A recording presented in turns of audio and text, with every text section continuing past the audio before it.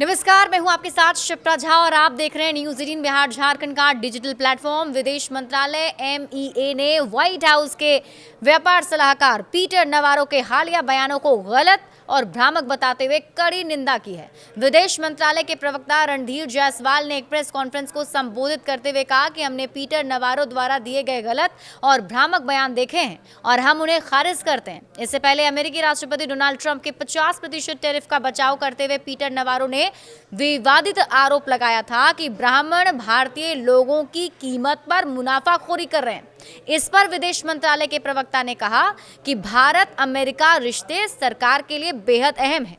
रणधीर जायसवाल ने प्रेस वार्ता में कहा कि भारत अमेरिका संबंध बेहद अहम है। ये व्यापक वैश्विक रणनीतिक साझेदारी, साझा हितों, लोकतांत्रिक मूल्यों और मजबूत जन जन रिश्तों पर आधारित है। उन्होंने कहा कि चुनौतियों और बदलाव के बावजूद ये साझेदारी मजबूत रही और दोनों देश ठोस द्विपक्षीय एजेंडे को आगे बढ़ा रहे हैं।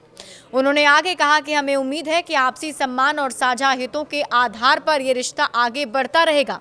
उन्होंने अलास्का में चल रहे संयुक्त सैन्य अभ्यास और हाल ही में हुई 2+2 अंतर सत्रीय बैठक का जिक्र करते हुए बताया कि ये पहल दोनों देशों की मजबूत साझेदारी का प्रमाण है।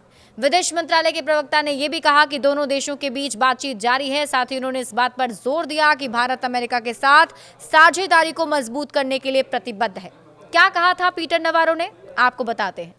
बता दें कि पीटर नवारो ने भारत की रूस से तेल खरीद को लेकर कड़ी आलोचना की और ये कहा कि इससे यूक्रेन युद्ध को अप्रत्यक्ष रूप से बढ़ावा मिल रहा है।